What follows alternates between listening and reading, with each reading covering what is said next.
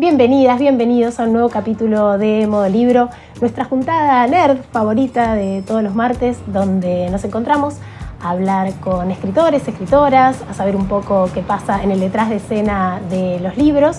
Y tenemos un pacto tácito. Si estás del otro lado en YouTube, suscríbete al canal de Futurock y poné la campanita para que te avise en cada nuevo episodio de Modo Libro.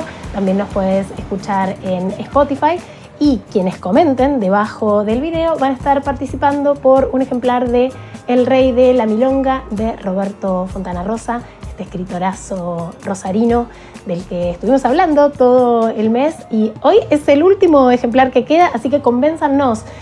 No leí ninguno de los cuentos de Fontana Rosa. No puedo creer haber llegado a esta etapa de la vida sin haber llegado al negro. Bueno, esta es tu chance de completar ese hueco de la biblioteca. Conmóvenos aquí debajo en comentarios y te vas a estar llevando un ejemplar de El Rey de la Milonga. Como siempre también tenemos nuestro snack de palabras que van y vienen, que también nos pueden dejar ahí. Nos dejaron hay un par de comentarios de cuáles son las palabras a las cuales podemos darle la bienvenida y a las que podemos despedir. Y hoy tenemos una gran invitada, es periodista, es escritora, es una persona que yo leo desde hace mucho tiempo y que ha escrito un libro muy poderoso, que es Josefina Licitra. Vamos a estar hablando de su nueva novela Crack. Y creo que con esto, mira, si no pusieron like hasta ahora, no merecen seguir. Esto es Modo Libro y empieza así. Modo Libro. Un cuarto propio. Con escritores sin cassette.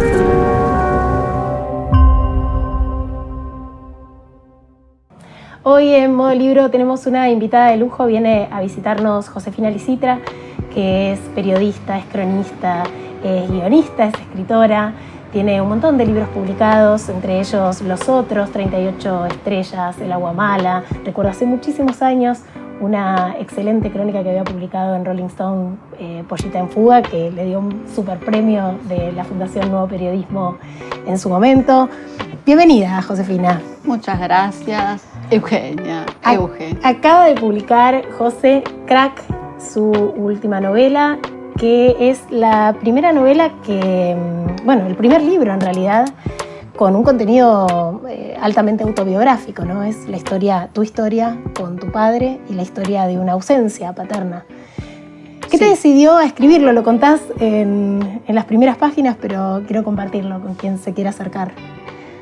A ver, el origen del libro es un poco remoto, pero bueno, lo cuento desde donde puedo ubicar el punto de partida, que es que mi padre se fue como exiliado político en el 78, cuando yo tenía 3 años, y armé con él un vínculo principalmente epistolar, narrativo. Nos escribíamos todo el tiempo. Yo no me fui con él, mi madre no se fue con él al exilio, yo me quedé con ella acá. Y pasadas las décadas, en un momento sin que yo pudiera identificar por qué, dejamos de hablarnos. O sea, fue algo que se fue extinguiendo lentamente, no es que pasó algo, no hubo una discusión, no pude identificar el comienzo de ese silencio, hasta que nos dejamos de hablar por completo. Intentando encontrarle respuestas a eso, escribí una crónica, que es mi método, sobre que, por supuesto, incluso después de haber escrito el libro, me sigo haciendo preguntas, que es que ¿por qué tengo que escribir para entender las cosas? No tengo idea, tampoco siento que tenga la obligación de entender ese por qué, pero me pasa así y es algo verdadero. Así que para poder procesar eso y entender mejor, escribí. En mi caso y en el de mucha gente, quien dice escribí dice publiqué, no separo escribir de publicar, lo publiqué en un medio del exterior. En Piauí, en una revista brasileña. Exacto, que se lee por suscripción. Me tomé un par de recaudos para que mi padre no leyera el texto, pero era bastante que poco probable que tu padre leyera un texto publicado en portugués en una revista en papel. Exacto. No en una circulación muy dentro del circuito literario. No se leía más que comprando la revista y que te llegue a tu casa, en ese caso en España. Pero bueno, o lo leyó o leyó la tapa y fue suficiente. Cuestión que ahí sí, toda la familia paterna como me bajó el martillo y me cancelaron. Esa cancelación, haciendo como una especie de elipsis, viene acompañada de una imposición de mi padre, que es: no puedes volver a escribir sobre mí, ni en Argentina, ni en la China. Y desde entonces yo no pude volver a escribir, ni sobre mi padre, ni sobre nada. Me comprometí con textos que tenía que entregar, no los pude entregar. Entré como en una especie, supongo yo, de bloqueo. Sí pude escribir guiones, o sea, la vida me la seguí ganando escribiendo, pero no textos más personales que yo uso bastante para procesar cuestiones mías. Así que el libro fue el único dispositivo que encontré para pensar que en algún momento, también obligada por un contrato editorial, yo trato de honrar los contratos, no por buena, sino porque tengo miedo a la ley, entonces por eso le tengo miedo a mi padre. Y bueno, en algún momento cumplí con ese contrato y pude publicar este libro después de muchos años y de bastante esfuerzo. Así que el libro tiene algo, el origen es entender la relación con mi padre, pero también romper con una veda que me resultaba muy perturbadora. Vos recuperás distintas cartas que se mandaron con su padre en distintos momentos de tu vida y es muy llamativo cómo cambia el mandato de nunca dejes de escribir, ¿no? Un padre que incentivaba mucho la escritura y la lectura de vos como niña y de vos como adolescente y que después casi que te quita la palabra, o sea, o el mandato pasa a ser nunca más escribas y evidentemente en vos esa mella orada, ¿no? Soy muy obediente, partamos de ahí, y uno de los hallazgos que aparecieron cuando hacía un poco, no sé si llamarlo investigación porque suena muy académico, pero fue algo mucho más del orden de la intimidad, de abrir una caja con cartas, pero sí, había algo de pesquisa, de ver qué nos habíamos dicho tantos años, y yo a esas cartas no había vuelto en décadas. Y claro, ahí descubrí que las primeras cartas, cuando aprendí a escribir, que aprendí muy chiquita, como muchos escritores, aprendieron de muy chiquitos, y había una demanda de escritura por parte de mi padre, que era en todas las postdatas, era escribime, contame de cómo es tu vida, a qué jugás con tus amigas, qué lees, si viste alguna película, qué te pareció el versito que te mandé en la carta anterior, me pedía, escribí. Y bueno, evidentemente, y para mí fue una sorpresa. Uno cree que eso, que lo vocacional surge, viene como una especie de plato volador, un input del más allá, y me descubrí escritora. No, claramente había una demanda hacia mí de que escribiera, y de escribiera crónicas, que escribiera no ficción. Y ahí entendí por qué, en el momento en el que mi padre me dice, no podés volver a escribir sobre mí, para mí el sobre mí es casi un accesorio, yo me detuve ahí. Para eso me sirvió escribir, para entender. Realmente creo que cumple una función. Es difícil enlazar la escritura a algo utilitario, pero le veo una función muy concreta a veces. Bueno, el psicoanálisis lo tiene súper estudiado, sublimar a través del arte, ¿no? Es eso, y además es encontrar todo lo que es el universo de las sensaciones, que está como en una bruma, que uno necesita bajar a palabras, y a veces también necesitas un incentivo para tomarte el trabajo de activar ese músculo, de pasar esa bruma a algo más objetivado que es una palabra. En mi caso, mi incentivo sí es que saber que va a haber un lector, que hay un acuerdo de por medio, que hay una editorial, gente que espera lo que yo tenga para decir. Y ahí entonces uno, activa, porque no es cómodo escribir, entonces tenés que tener algún tipo de anzuelo. Y una vez que se activa eso, ves que sí, es ponerle palabras a algo que si no es pura sensación, y el momento en el que aparece la palabra, algo se te ordena. Así que es una función bastante similar, no sé si similar, estoy haciendo una simplificación horrible. Prima lejana o parentesco vago con el psicoanálisis, sí, creo que lo tiene. Y hay una vuelta más en la génesis de tu escritura, porque en esas primeras cartas que le mandabas a tu padre había una abuela como testigo de vos escribiendo, que te pagaba, te pagaba por página, te pagaba por palabra. Digo, vos decís, en la escritura no hay nada utilitario, pero estaba la cuestión del dinero, y ahora decís, para mí no separo el escribir de publicar, en donde está el mecanismo de la industria editorial, ¿no? Totalmente. Mi abuela es una mujer muy práctica, muy de llegar a objetivos de la manera que sea, siempre fue así. Y en ese momento sí, yo era muy chica y me pagaba, lo cuento en el libro, pero me acuerdo, me pagaba $1 por verso para que yo escribiera poemas para mi padre. Y bien pago. Bien, teniendo en cuenta que con 12 versos estaba el cálculo hecho, el helado más chiquito de Fredo salía $11, y yo decía, 11 versos, me voy a la heladería. Y así estuve un tiempo, pero arranqué cobrando. Entonces después me piden que no escriba y publique. Loco, la verdad es que no se me ocurre escribir y no publicar, o sea, no soy yo. Pero mi abuela sí, creo que sembró también su semilla buena. Esa semilla creo que fue buena. Las otras no tanto, pero esa estuvo bien. Al leer el libro, a mí, bueno, me generó un gran sentimiento de identificación por cierto vínculo con mi padre, pero también por la imposibilidad de hablar que se da en muchísimos vínculos. Pensaba que este tipo de separaciones en donde la gente se deja hablar pasa a veces con amigas. Hay un poema no me acuerdo ahora, que dice: las amigas no se separan, sino que se diluyen, ¿no?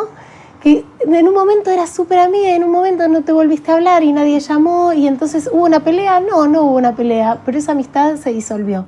Con los padres el pacto es otro, la cultura viene a decir que hay un contrato social mucho más sólido, los padres no se pueden diluir. Vos ahí tratás como de hacer una genealogía de esas veces que se fue tu padre, y no fueron pocas, porque esta es solo una. ¿Cómo fue encontrarte con esos otros momentos? No sé si llamarlos de abandono, yo creo que sí que son de abandono porque son padres en relación a sus hijos. Un hijo no puede abandonar a un padre. Sí. Hay una cuestión de jerarquías ahí, de vínculo, que no vale al revés. Pero no sé cómo fue para vos volver a eso. Primero me tomo esto que decís, que para mí no es menor, y a diferencia de las amistades, que es cierto que a veces se diluyen, no es que pase nada, lo que hace que quizás en el futuro se recuperan, hacen su propio itinerario.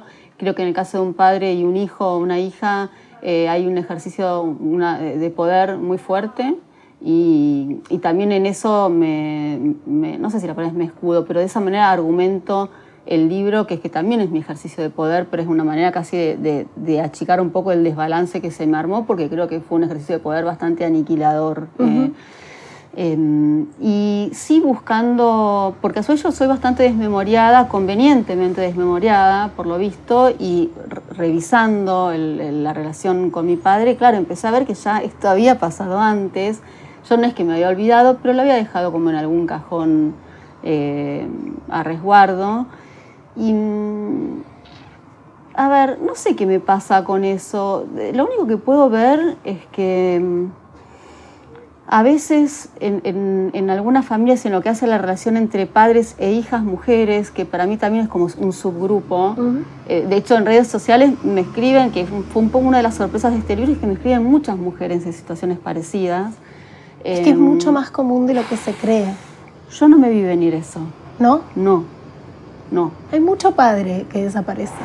Pero además no que desaparece solamente, por lo menos cuando sabe que va a ser padre y se va, no quiere ejercer la paternidad de entrada, ya el solo concepto de ser padre. Hay algo que para mí, quizás porque lo vivo yo y otros pensarán distinto, pero que es todavía más violento, que es ver en qué te convertiste y ahí decir, bueno, no me bajo. La verdad que no. ¿Cómo se llama? El botón de arrepentimiento. Bueno, tocan el botón y decís, loco, pero no es así. O sea, es hiperviolenta esa actitud.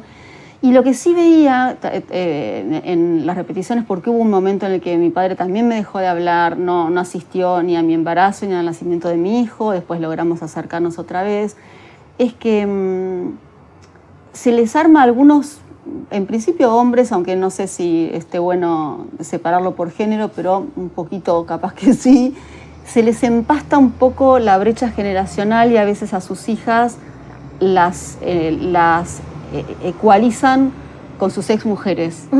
Y hay algo que se vuelve incestuoso, no en términos genitales, pero sí en otros términos. Y lo que empecé a ver es que había una demanda amorosa que no es la que viene de un padre o una hija a la que tiene que cuidar, por cuya salud mental un poquito en la medida de sus posibilidades debería poder velar.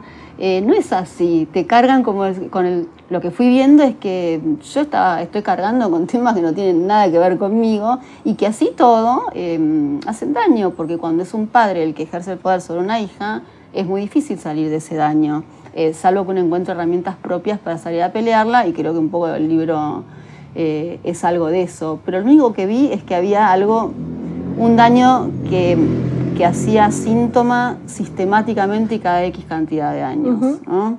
Y que frente a eso mucho no puedo hacer. Por eso también estoy tan tranquila habiendo publicado el libro, porque aunque no lo publique, el silencio tampoco es la solución. No es que mi padre va a volver porque aprendí a callarme la boca. Te debatís mucho entre publicar o no, seguir escribiendo o no, nos haces cómplices a los lectores de ese debate, argumentás en una dirección, argumentás en otra. A mí me gusta mucho cuando los autores y autoras se desdicen o se permiten como pensar en vivo y hacerte partícipe de esas idas y vueltas, de las cosas más, de las miserias y también de cuando las cosas salen bien. Te amparás en un montón de citas de otros autores de una manera muy generosa porque las compartís, las reflexiones de otros en relación a la escritura y al padre. ¿Cuál te pareció la que dijiste, bueno, con esta remera que me podría imprimir, salgo a la cancha, publico este libro, me quedo tranquila? ¿Quién te dio como una cita de autoridad, como se dice? En general todas las que puse sumaban algo. Creo que la que más me enamoró es Marguerite Duras. A ver, hay dos no soy buena citando y no lo voy a hacer ahora tampoco, pero hablaba, no sé si no hablaba exactamente del padre, pero sí de los motivos por los que uno escribe, y dice algo que me parecía súper interesante, que es que uno no necesita silencio para poder escribir, sino que uno escribe para producir silencio, que la escritura produce algo que a ciertas personas nos acomoda con nuestra salud mental. Y para mí haber dejado de escribir tenía que ver con haber perdido un salvoconducto a esa sordera que te lleva a conectar con un tema y que lo demás de verdad pase a otro plano, no tan relevante por un tiempo determinado. Y después que dijo algo como: no escribo para saber quién soy, sino qué tipo de escritora soy, y no siempre puedo elegir sobre qué escribo. Y para mí eso es clave, porque que mi padre me dijera no puedes escribir sobre mí, uno puede decir, bueno, pero podrías haber escrito sobre otras cosas, ¿no? Y yo no entendía bien por qué a mí ese sobre mí se me extendió a todo el abanico de temas que hay en el mundo. O sea, para mí no poder escribir sobre mi padre era no poder escribir sobre nada. Y creo que tiene que ver con esto que dijo alguna vez Marguerite Duras, que es uno no siempre elige sobre qué escribe, y yo necesitaba escribir sobre eso, para después ver si escribo sobre otras cosas o qué quiero hacer. Ni siquiera quiero cargarme con el peso de que ahora tengo que salir a escribir cosas geniales porque ya me saqué este peso de encima. No sé qué voy a hacer, pero por lo pronto necesitaba escribir esto, y no poder escribirlo es como no voy a decir, iba a compararme con Diego Maradona, perdón. Compárate con él. No, esto escribiste tu decisión.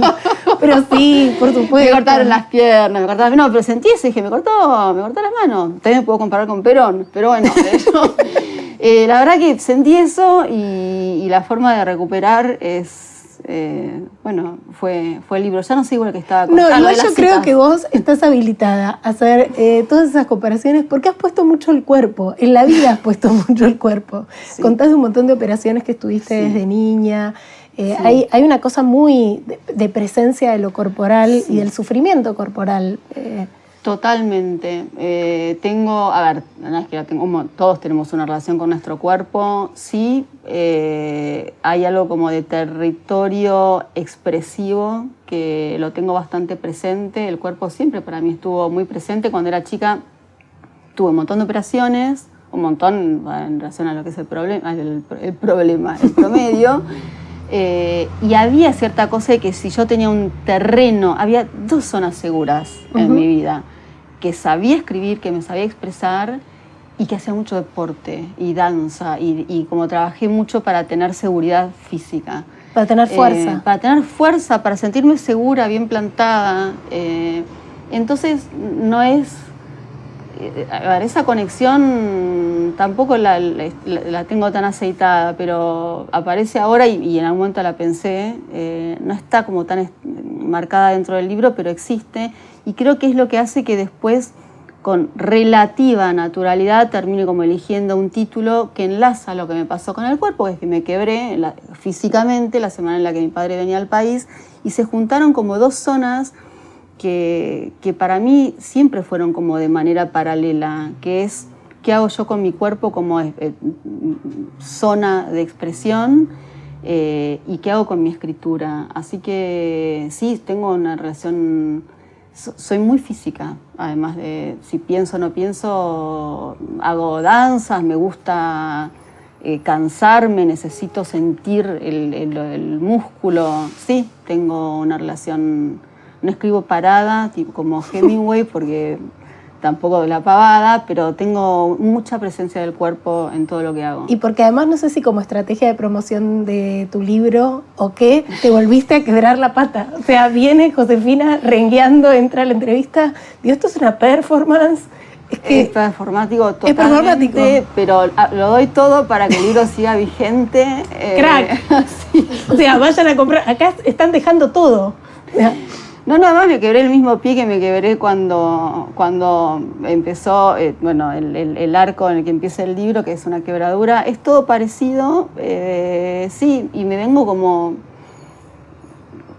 vengo golpeando contra un montón de cosas. Un psicoanalista lacaniano te echa al segundo. O sea, entras al... Me toma, se llena de guita conmigo. No me va a dejar ir. Soy una cantera psicoanalista. Yo conmigo, o sea, se pueden divertir mucho si me hacen un descuento. Pero sí, somatizo como una campeona, sí. Yo cuando leí el título pensé que lo habías puesto crack porque también está la expresión de que alguien puede ser un crack. Y a veces se usa de una manera despectiva como, no, ese tipo, no sabes qué crack, se fue, la dejó a la familia. O sea, como, bueno, es esa otra acepción que podría tener. Esa tercera lectura está en mi cabeza, era como casi un bonus track, porque entendí que el enlace primigenio era el cuerpo y la fractura emocional con mi padre, pero después apareció esto, o en paralelo, que dije, bueno, algunos lo leerán, algunas como vos, y otros no importa si pasa, pero estoy totalmente de acuerdo, mira, qué crack, como, sí, está... es una re linda palabra. Y a la hora de decidir el registro de escritura, porque yo la mayoría de los libros que escribí, que leí tuyos son crónicas, acá están las herramientas de la crónica. Yo por algún motivo dije la novela de Josefina Erisitra, porque hay algo que si bien, bueno, que también hay herramientas de la ficción. Vos ahí también decís que podrías haber escrito una novela, pero elegiste otro registro justamente para no falsear eso. ¿Cómo fue esa decisión? Sí, en algún momento pensé, casi hasta para proteger la eventual posibilidad de que mi padre vuelva a mis brazos. Dije, bueno, no sé, uso los procedimientos de la literatura de ficción, le encuentro algunas vueltas, y después lo que pensé es que no funciona si lo hago por miedo. Una cosa es que lo haga por una necesidad narrativa, porque tengo ganas de que sea así, porque creo que funciona mejor así, escribiendo una novela de ficción, suponiendo que me sale además, porque tampoco son códigos distintos y yo estoy mucho más familiarizada con el código que mejor manejo, que es el de la no ficción. Y hay muchos escritores de no ficción que dan el salto a la ficción y tampoco les va tan bien. O sea, no es fácil. Así como a la inversa tampoco es fácil. Escritores de ficción que creen que escribir no ficción es una pavada y después no les sale. Entonces, también con eso quería ser delicada. No es que, bueno, podría, he decidido que no. Bueno, no sé si podría, pero la razón más importante es que sentía que si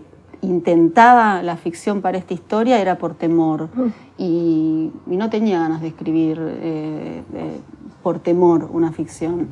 Y terminé dentro de ese registro que de todas maneras, al ser yo el personaje principal dentro de la historia, me podía tomar no licencias que rompieran el pacto, porque todo lo que pasó, lo que se cuenta en el libro pasó, pero sí un poco llevar al extremo el personaje desquiciado que puedo llegar a ser en mi intimidad, que es una hija en algún momento como dando literalmente pasos en falso en ese intento de buscar a su padre.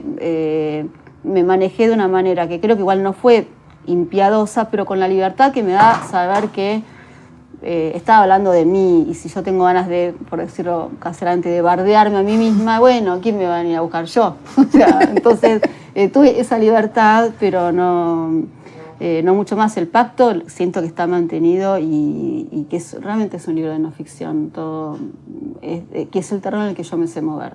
Y hay momentos de locuritas, cuando la protagonista pone sus iniciales con una llave en una puerta. Sí. Hay como momentos de quiebre. Border, sí, un momento mi familia tenía un departamento en Montevideo, en Uruguay, al que yo tenía acceso cuando hablaba con mi padre, y un día por trabajo, por el libro anterior, por 38 estrellas, fui a Montevideo, ya mi padre no me hablaba, y dije, bueno, entro con la llave que tengo al departamento y me llevo unas cosas que son mías, que eran unos juegos que a los que jugaba con mi padre cuando era chica, y nos veíamos en ese departamento, que espero no ser muy confusa, pero bueno, quise entrar a un departamento en el que ya no me esperaban, entonces había 3 llaves. La primera chat, tipo Feliz Domingo, abrió, la segunda abrió y la tercera no abrió y habían cambiado la cerradura. Y me dio tanta bronca que con la misma llave hice JL así, les dejé como un rayón en la puerta y me fui. Y esas cosas sí, y dudaba en su momento, dije, bueno, pongo esto y me estoy incinerando, y mi familia encima me van a pasar la cuenta del lijado y el barnizado. Y un par de cosas más que hice, pero después me pareció que al personaje que yo también era dentro del libro le venía bien que yo contara eso, que no me lo tenía que guardar. Y prioricé una buena escena por sobre los reclamos de mi familia, ¿no? Eso. Cuando escribiste crónicas, antes de esta crónica, ¿en algún momento tuviste alguna reacción de algunos de los retratados en relación a esto no es así, o me expusiste, o algo parecido a lo que pasó con tu padre?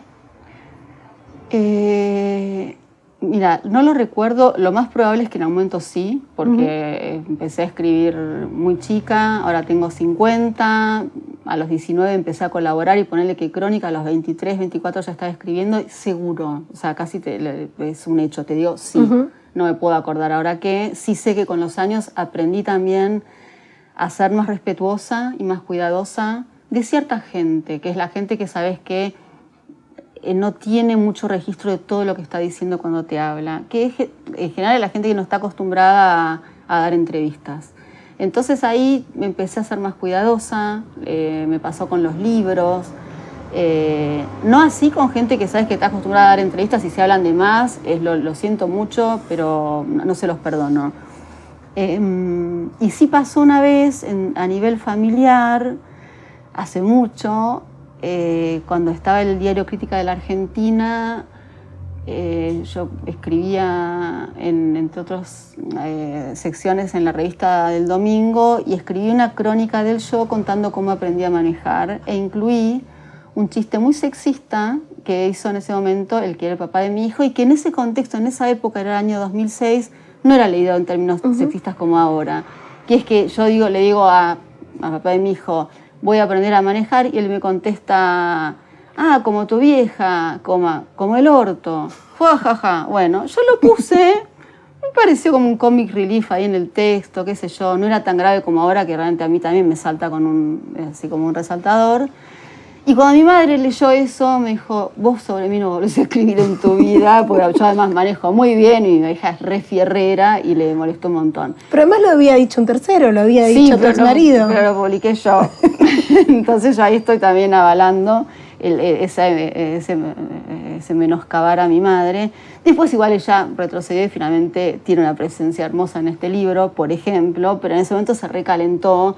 Y ahí dije, bueno, yo tengo que ser más cuidadosa. Porque por meter tipo un gag que funcione, no puedo estar descuidando gente. Así que también, a ver, al ser un oficio el periodismo, uno realmente va aprendiendo cosas en el camino. Y no es que te lo enseña, el oficio te enseña una moral, no. Pero a veces tenés que entrar como en zonas concretas para entender cuál es el límite. Y yo siento que ahora soy una persona bastante cuidadosa. Si tuviera que escribir sobre un tercero, me siento muy tranquila. Este es un caso especial en el que con mi padre no soy cuidadosa, pero creo que tampoco soy descuidada, y creo que es un libro bastante amoroso dentro de todo. Pero no hubo, no sé si tuve, o no recuerdo, gente que se molesta por lo que publicás, porque siempre tu punto de vista no replica, no es un calco del punto de vista de otro, eso es algo intrínseco. Es como que te saquen una foto o sacarte una selfie. En la selfie vos manejas tu ángulo. Si la foto te la saca otro y la revela otro y la publica otro, a veces te reconoces y a veces no, o a veces no te gusta cómo salís. Te reconoces y no te gusta cómo salís. Exactamente, o sea que también es entender o separar que una cosa es eso, que no te guste lo que yo vi, y otra cosa es escribir como con algún tipo de no malicia, pero con ganas de dar un golpe de efecto, que es algo que cuando era joven, y capaz que sí, cuando eras pendeja, sos más maleducada también. Entonces sí, me imagino que sí, pero ya recapacité.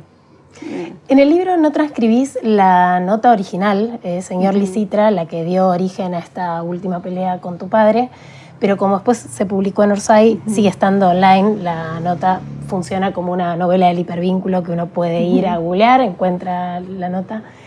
A mí no me pareció para nada grave esa semblanza que haces de tu padre, pero vos, después de todo este tiempo que pasó y a la luz de este nuevo libro que publicaste donde volvés sobre el tema, ¿crees que pasaste algún límite ético o algún tipo de límite, esto que tu padre dice, le diste bajo la línea de flotación? No sé cuál es la metáfora bélica que utiliza. A ver, supongo que yo podría haber intentado resolver los problemas con mi padre llamándolo. Pero a mi favor tengo que intenté hacer algo parecido a eso después del primer texto que escribí, que publiqué en una revista remota, que él también encontró. Yo le mandé un mail, apareció la pandemia, me dio miedo que alguno de los dos se muriera, porque al principio ninguno sabía en qué iba a terminar todo eso y si íbamos a vivir en 6 meses, si la humanidad se iba a descantar y íbamos a hacer la mitad. Entonces le escribí y ahí fue cuando recibí una respuesta que me pareció terrible, que es esto de lo que escribiste sobre mí, fue un misil bajo la línea de flotación que dinamitó lo poco que quedaba entero de nuestra relación. Y ahí dije, bueno, anda a cagar. Voy a cargar otro misil, estoy cargando otro misil, sí. Tengo un misil en el placar. Pero sí, totalmente. Entonces hubo un intento. Y en cualquier caso, hasta habiendo sido un intento imperfecto, polémico, el de haber escrito en una revista traducida al portugués, en papel de nicho, leída solo por escritores brasileños, a pesar de haber hecho eso, yo pienso que si mi hijo hiciera algo así, yo hablo con él, o le digo, a ver, sentate, recapacita un poco, ¿por qué haces tantas boludeces? O sea, o ¿por qué haces esto? ¿O qué me quieres decir? ¿Qué me estás queriendo decir con esto? ¿O qué pasó? ¿O qué nos pasó? O lo que fuere. Entonces, me digo, sí, capaz que yo lo podría haber resuelto de alguna manera. Lo que sí me pasa, pensando mucho desde que salió el libro, es que hay como cierta intención, o hubo en mi familia, cierta idea de que el kilómetro cero del problema con mi padre lo marqué yo con mi escritura. Y yo me niego a eso. El kilómetro cero no lo puse yo y creo que si hay un problema, que lo hay, antecede mucho al hecho de que yo escriba y que cada uno se tiene que hacer cargo de sus dificultades vinculares. Entonces puede ser que yo, no sé, a ver, me podría hacer una pregunta ética. Creo que es algo bien parada esa pregunta, pero creo que el hecho mismo de hacer esa pregunta a mí me lleva a decir, pará, o sea, esa pregunta la vamos a trasladar en la línea de tiempo, la vamos a llevar antes y construyamos el relato o consensuemos cuál es el comienzo del problema. Que yo escriba no va a ser el comienzo del problema, me niego a eso.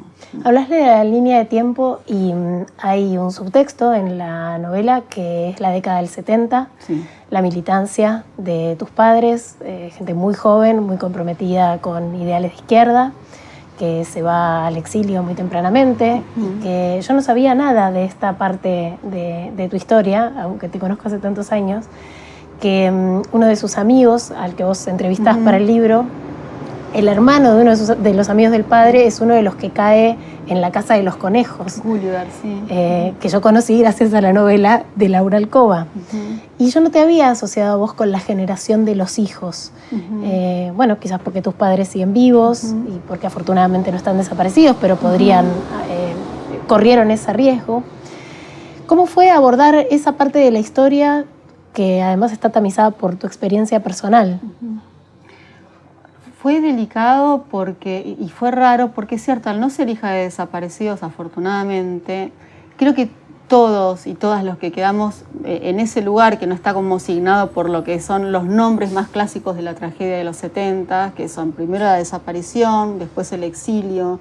Pero bueno, mi padre se exilió, pero mi madre no. no nos quedó como mucho, no sé si nos quedó un lugar tan nítido en la capa generacional de los hijos. Y yo tampoco lo habité con tanta naturalidad. De hecho, por ejemplo, después de que salió Crack, me contactó Maiki Gorosito, una mujer hermosa que fue la directora del Museo de la Memoria en la ESMA, para decirme, no sé si alguna vez viniste, a ella ya le echaron igual, lamentablemente, pero me hizo un paseo igual por el museo, pues yo no había ido nunca. Y no tenía, no sabías cómo no me era indiferente, aún pasando 50 años, me costaba mucho entrar ahí y quizás también como reconocerme como parte de un linaje tan apaleado, porque sí, mi familia en ese punto la sacó muy barata, y ahí cuando entré fue muy aluvional la sensación, y porque creo que en ese momento fue como sentir que desde otro lugar yo formaba parte, era como ver las caras de los amigos de mis padres. Y me dio una tristeza tremenda. Y además también en el libro, buscando a íntimos amigos de mis padres que fueron asesinados, empecé como a buscar, me empezaron a llegar fotos, gente que había leído Señor Lisitra en Orsay y que me dijo, mirá, creo que el fulano del que estás hablando, que yo lo mencionaba por su nombre de guerra, digamos, por su apodo, es fulano de tal. Me mandaron una foto, le mostré la foto a mi madre vio la foto y se largó a llorar, que era como con el Cholo, al que llamaban el Cholo, que es una persona que desapareció, que era el único que sabía dónde vivíamos nosotros y que no delató nuestro lugar, y gracias a que no habló, nuestra familia siguió en pie, y verle la cara, ver su nombre, su apellido, ver que tiene unos anteojos culo de botella, que parecía un oficinista y era un tipo que se bancó que lo torturaran y no hablar. Para mí fue muy movilizante y me llegaron en diferido, con décadas de atraso, sensaciones que quizás a otras personas de nuestra generación, por ser hija de desaparecidos, les llegaron mucho antes. Eso me pasó. Y además tiene que ver con los silencios, porque este es un libro que tematiza mucho el silencio, justamente. Y hay tantas historias todavía silenciadas de ese periodo y tantos nietos que todavía desconocen su verdadera identidad y tantos huecos en esa historia que al menos el efecto de lectura fue como qué guachada que toda esta gente que esté viva no pueda salvar ese silencio, porque los que no zafaron, porque tus viejos zafaron de pedo, según el relato, realmente estuvieron muy cerca de integrar la lista de desaparecidos. Decir, bueno, te salvaste, es como a lo Primo Levi, te salvaste del holocausto y después te pegás un corchazo, uy, la puta madre, es como, ¿cuánto crees que hay de rémora de eso o de cosa pesada de ese tiempo que no se tramitó bien, que sigue operando hoy, o quizás no tiene nada que ver, no sé? En el caso, a ver, si lo llevo al ámbito de lo familiar, creo que mi madre procesó eso de una manera bastante sana. Mi madre trabajó siempre en un hospital público, como muy alineada, te diría que con todo su ideario de militante, lo llevó a su cotidiano. Creo que está como una mina más que psicoanalista y analizada toda la vida, y creo que tiene eso, un vínculo con el pasado que igual no está... no se priva de momentos como ver una foto y largarse a llorar, ¿no? En el caso de mi padre, creo que él todavía que él está ahí. Él está ahí. Él se quedó ahí, más allá de que tiene su mundo, su pareja, que es una mujer española, su empresa, pero él, yo siento que él se quedó trabado. Supongo que también los traumas son eso, ¿no? Sentir que el tiempo no pasa y cuando no procesás, no elaborás, no hablás sobre eso, las cosas no terminan de acomodarse. Igual me perdí con la pregunta que me hiciste en relación a lo ¿cuál que era lo que quedaba de esa rémora de haber cambiado 40 veces de casa en una infancia? Sí, no, eso. Y después otra cosa, perdón, que me quedó es... yo tenía una sensación de... es como digo, esto y atenta un poco contra mí misma, pero... A ver, pasó hace 50 años y yo también necesitaba como que el temario se corriera. Es decir, bueno, ya dejemos de hablar de esto porque hace 50 años que pasó la dictadura y tiene que haber otra manera de relacionarnos con el pasado que no sea siempre como en referencia a la dictadura. Cosa que en parte igual creo que hay algo ahí que hay que repensar. Pero entrar al Museo de la Memoria y ver que todavía, o sea, ver como de una manera tan nítida que hay muertos, que esos muertos dejaron hijos que en este momento están vivos, que todavía no saben que son hijos de esos padres. O sea, que hay todavía una generación entera que está dañada y que está viva, y que forma parte de una población hasta económicamente activa. Estamos todos vivos, todos los que estamos vivos, estamos vivos. No va a pasar hasta que esta generación que somos muera de muerte natural y quizás la posta generacional haga que el tema se vaya diluyendo, pero sí me cayó una ficha que es que decirnos a nosotros mismos hay que dar vuelta a la página porque ya el tema pasó, sí, en parte hay que encontrarle alguna vuelta, pero entiendo ahora que no pase y que haya gente que todavía dice no porque todavía en la dictadura, a mí a veces me da un poco de fastidio porque siento que en el nombre de eso también se esconden en miradas un poco más pillas y formas de acomodar la narrativa, sí, vos de blindar tu narrativa. A Mariana Eva Pérez con el diario de una princesa montonera. Exacto. Y esa irreverencia que tiene por justamente ser hija de desaparecidos y poder permitirse, bueno, una distancia más cínica quizás en ese tiempo. Exactamente, pero además pues sí, entiendo que hay también una utilización de eso, hay de todo, como toda bolsa de gatos, pero me sirvió para no olvidar que en esa bolsa de gatos, que es verdad, que existe, hay un dolor muy genuino y al que no le pasó el tiempo. O sea, va a pasar cuando nuestra generación se acabe, básicamente. Y cuando nuestros hijos también tengan ganas de dejar de hablar de sus abuelos, cosa que hay que ver si cuándo tienen ganas de que eso suceda. Pero lo que noté es que contra lo que yo podía pensar es un tema que no hay que dejar caer, cosa que yo no tenía tan en claro.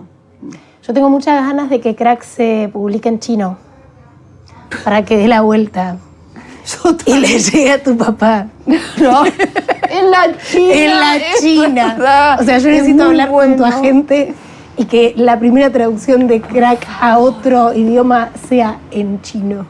Me parece una idea brillante. ¿No? Sí. ¿Lo podemos gestionar? Ni hao, creo que es hola. En chino, bueno, voy a practicar. Quizás sí. Crack hasta sigue igual porque tiene algo...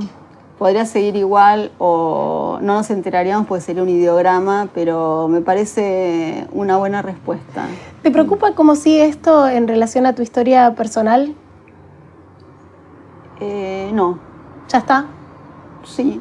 A ver, escribí con la tranquilidad de que no tenía nada que perder. Esa es la verdad. Entonces, cuando no tenés nada que perder, ya mi padre no me hablaba. Lo peor que puede pasar es que te sigas sin hablar. Exacto. No, estoy bastante tranquila. No espero nada. Bien. Y le está yendo muy bien al libro. Sí. Así que, mira, de no esperar... Sí, eso, bueno, cuando uno no espera, el libro le está yendo bien, insisto, es como una parte inesperada que es que conecta con mundos familiares, con puntos en común con esta historia, que yo no imaginé que estaban, pero después en lo que hace a mi dinámica familiar, sí tengo por un lado gente muy conmovida por el libro en la familia, porque también funciona como documento familiar. Y porque está el testimonio de tu madre, aparece tu hijo, aparece tu abuela, aparecen amigos de tu padre.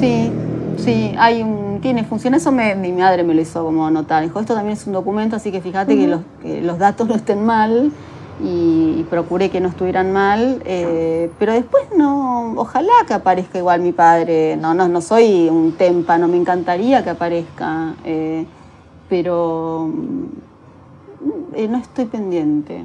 Eso. ¿Vamos a brindar? Ay, sí. Vamos a brindar por la publicación china. Yo ahora tengo un solo objetivo para este ejemplar. Me parece muy bien mandarlo a la gente. Salud. Salud. Qué alegría. Chin. Estamos brindando con un vermucito rosa de La Fuerza. Muchas gracias a las amigas de La Fuerza, Primavera de los Andes. Y esta es la última pregunta que yo siempre le hago a los invitados e invitadas, que es que yo creo que en una biblioteca o una librería los libros se comportan como los juguetes de Toy Story. Entonces hay que tener mucho cuidado como uno guarda los libros. Okay. Pienso, la obra de Josefina Licitra, tus crónicas, todos tus libros, al lado de ¿qué otros 2 autores, autoras te gustaría estar? Oh. Sanguchito entre quiénes, que te apapachen quiénes. Ay, para alguien que con tan mala memoria, lo único que estoy... No, pero es afectivo, es una respuesta... A mí un libro que pero no es de acá, es El nadador en el mar secreto. Me parece que me honraría. No lo conozco. Uf. ¿Me estoy llevando una mega recomendación? ¿Sí? Es tremendo. Igual me vas a preguntar de quién es una pero lo persona vamos a poner por Graf. Acaba de aparecer listo. una magia. Tenemos 2 productoras muy genias que hacen que aparezcan los datos. Igual no estoy siendo del todo justa porque también tiene que ver con lo que soy capaz de acordarme en este momento. Y el verano en que mi madre tuvo los ojos verdes, no digo que sea, pero me parece que son dos buenos el de Tatiana guardianes. Tibuleac. Sí. Gran novela sobre el vínculo con la madre. Sí, pero estoy siendo muy injusta con otros libros, que simplemente esto es lo que primero que me acordé y después voy a empezar a decir, Dios, ¿por qué no mencioné a otros? Pero creo que también tiene que ver con cosas que leí en el último tiempo y que me parecieron librazos. Los otros no te van a venir a buscar. Los diarios de John Cheever también podrían estar al costado.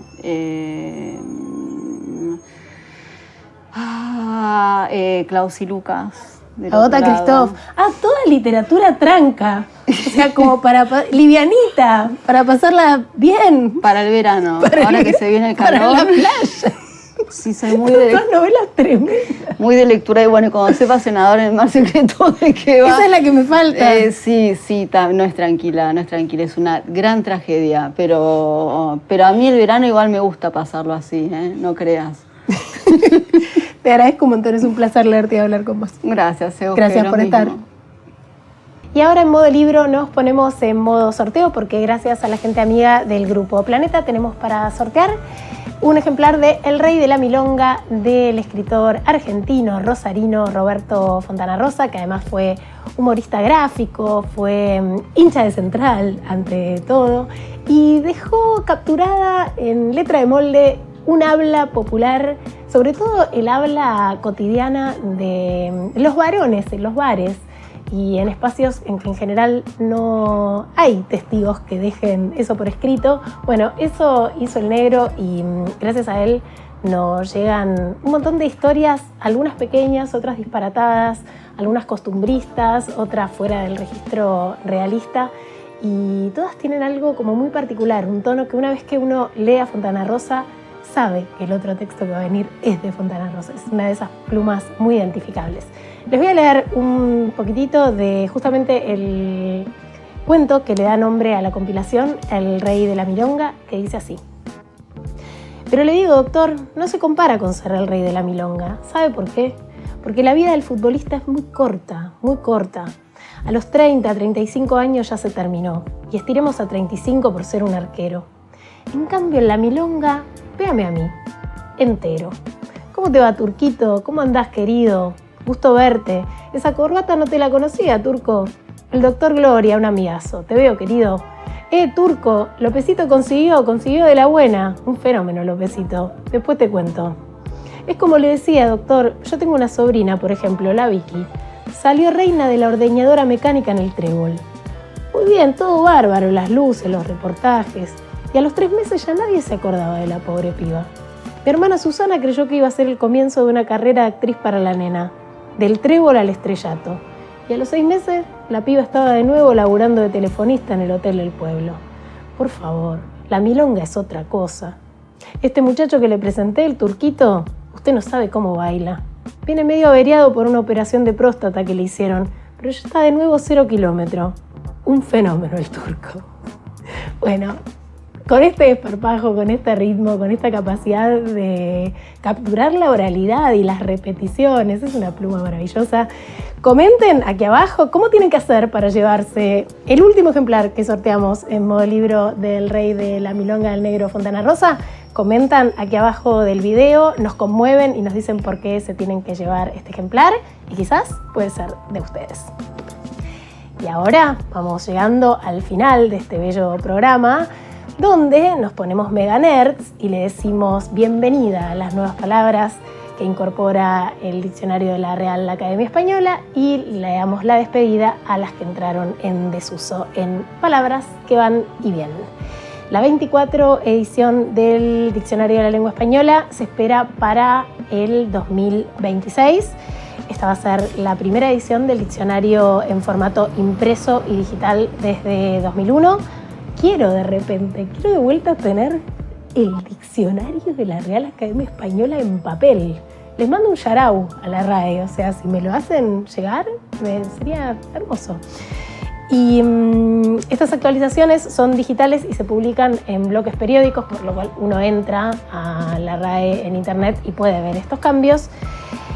Y la última fue presentada el 10 de diciembre de 2024. Hoy vamos a decirle chau, hasta luego, see you later, alligator, a demoñejo, que era una forma coloquial de mencionar al demonio o al diablo. Esta palabra, que proviene de la combinación de demonio y un sufijo que le da un matiz peculiar, evoca la idea de una entidad maligna o sobrenatural. Así que no vayas a atender cuando el demoniejo llame y ya está, no se puede usar más. Lali no lo usó, no lo usamos nosotros, no va a funcionar. Y vamos a darle la bienvenida a Anjana. En la mitología cántabra, hada benéfica y protectora. Un hada deriva del latín Diana, diosa romana de la casa, de la naturaleza y de la luna. Así que de todas las hadas, Anjana, ¿se puede? Bueno, bienvenida. Como siempre, estamos haciendo este programa desde la librería de Futurock, que queda en Medrano 707. Se pueden dar una vuelta por acá, ver las novedades de Ediciones Futurock, de todas las editoriales que trabajan con la librería, tomarse un cafecito, comerse un algo rico y dulce de Les Croquants, que son los amigos que están en el bar al ladito de la librería. Pueden abrir un ejemplar, pispear qué es lo nuevo y comerse algo rico. También están en Colegiales, en Zabala 3402. Nos pueden seguir en todas nuestras redes, en mi caso @EugeniaSicabo, en Futurock OK, en Futurock Libros. Y les vamos a contar quiénes estuvieron detrás de cámara en este bello programa. En producción, Carolina Salvini y Paulina Cosi. En cámara, Emilia Tawil. En operación de audio, Orlando Gambini y Diego Durán. En coordinación audiovisual, Martina Bayur. En coordinación general, Lucía Suez. En ediciones Futurock, nuestra amiga Leila Gamba. Yo soy Eugenia Sicabo y nos volvemos a encontrar el próximo martes, cuando hayan puesto like justo antes de que termine el video y hagamos otro capítulo de Modo Libro.